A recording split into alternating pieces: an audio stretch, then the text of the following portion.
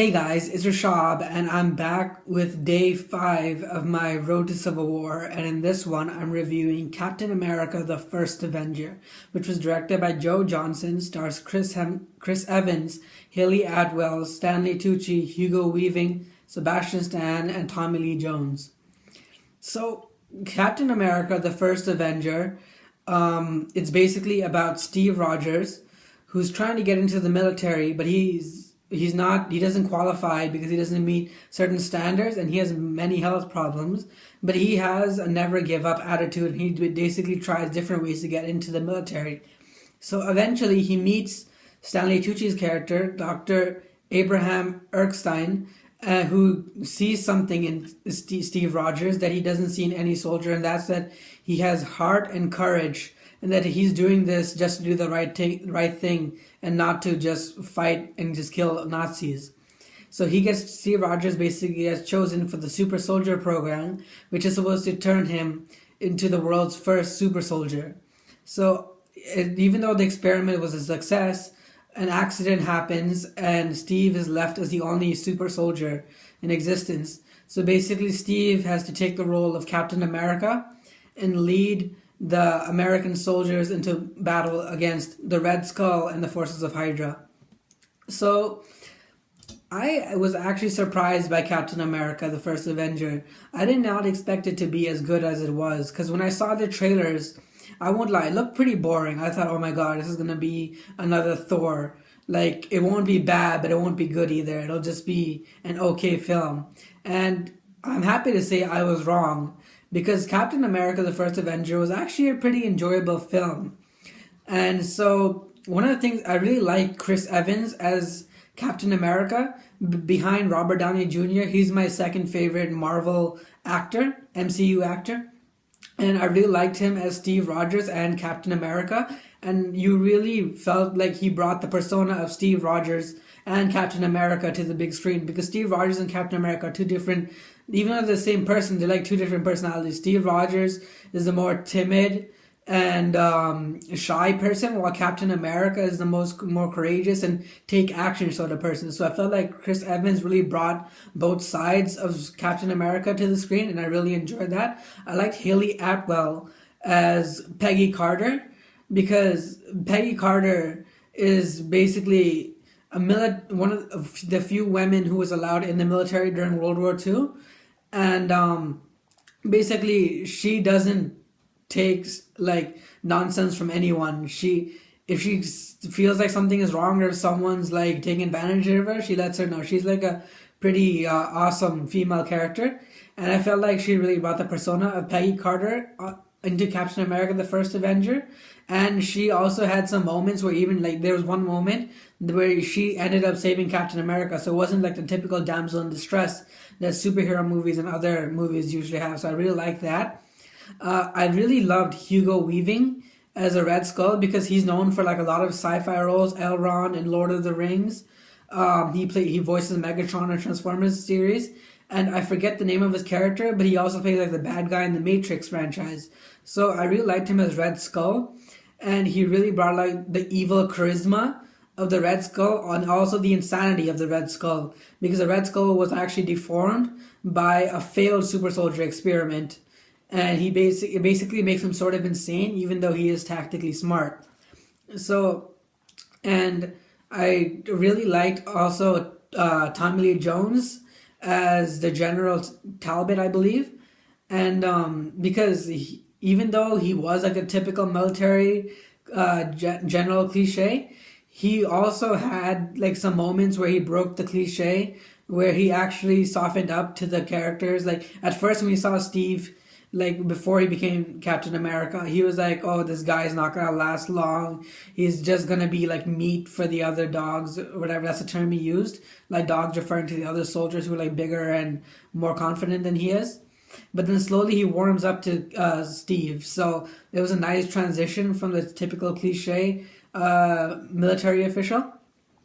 And I like the story from this movie. It did actually a really good job of telling Captain America's origin. And for the most part, it was good. but I'll get to the not so good parts when I get to the cons of this movie. And overall, the direction, it was pretty good. The acting was on point. The shots, they looked like they were beautiful shots, most of them. And even though some shots you could tell were fake, I mean CGI, most of them they were pretty good. And overall, the direction was pretty good. So yeah, now let's get to the stuff I didn't like about the movie. So I didn't like Tobin Bell, I believe I might have gotten that name wrong. He played Dr. Arnim Zola, and I really didn't like his character at all. I felt like there wasn't any, like his character didn't belong. He was just there like for fan service. Like his character really didn't have any role to play in the movie if you consider it, because most of the stuff that's happening in like from the bad guy's perspective is happening from Red Skull's plans and his motives. So I felt like that was also like his character really didn't serve much purpose to the story, except for like that scene when he's captured and he's saying, "Oh, Red Skull plans to bomb everyone." So that's how they know about his final plan. But other than that, he really didn't serve any purpose to the movie. And I also didn't like the fact that like Captain America, like when he starts off as like this super soldier. I mean, before he becomes Captain America, he's like this timid person who's not really good at anything. He's not confident at all. And then as soon as he becomes Captain America, he becomes like a great fighter. Like where did he learn to fight like that? Because there was a scene earlier on in the movie where Steve tries to fight another person, and it looks like he's never been in a fight in his life. And he even says later on in the movie that he used to get beat up a lot. So where did he learn how to fight like that? Because after he becomes Captain America, he basically becomes like a propaganda person. He doesn't really join the military until later on. So I thought that was kind of, I guess, it was kind of dumb, like the way that he just randomly learns how to fight. And so yeah, that was pretty bad. And the Red Skull's motivations weren't particularly clear. I mean, he wanted the Tesseract because he believed in Norse mythology and he wanted the power of gods, but I didn't understand why he wanted to like destroy everything, because if you destroy everything, then there's nothing left for you to rule. I mean, you'll have your Hydra followers, but other than that, you won't have anyone to rule or like show your power over. So I didn't really like that, and his motivations were pretty.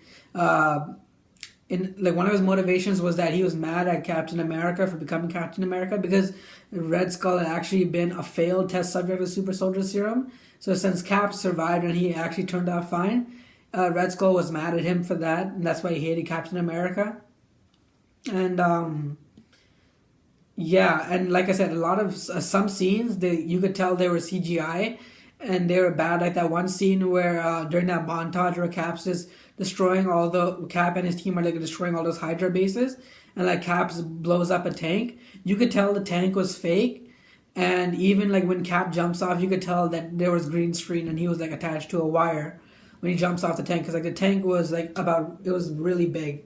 So yeah, and even another scene in that montage where they blow up, like, I guess, a warehouse or whatever with all these Hydra weapons. You could tell that was fake. It looked like something from like an 80s or 90s movie, so you could tell that was fake. But other than that, I really don't have any problem with this movie. Like I said, I was really surprised it was as good as it was. So overall, it was great acting. It was great direction. Pretty enjoyable story. There were some messy parts to the story. The villain, as good as he was, his motivations were kind of cliche. Some scenes you could tell were CGI. And oh yeah, I forgot to talk about the post-credit scene again. So the one of the things that I actually liked about the ending is like, and it's actually quite sad if you think about it, because if you remember when Cap's bringing the plane down at the end, he's telling Peggy that he'll be there for their dance, because he said he'd take her to a dance earlier on and never got a chance. And then when Cap wakes up in present day, Nick Fury asks him if he's okay, and he's like, I had a date. And I actually felt really bad for him because he was just pulled out of his time, and almost everyone from his time is probably dead or really old. So I felt really bad for him. So yeah, it really tugged at my heartstrings. And but the post credit scene was cool. We see it was like at the time we didn't know, but it was like a scene from the first Avengers movie where Cap's in the gym and he destroys like the punching bag.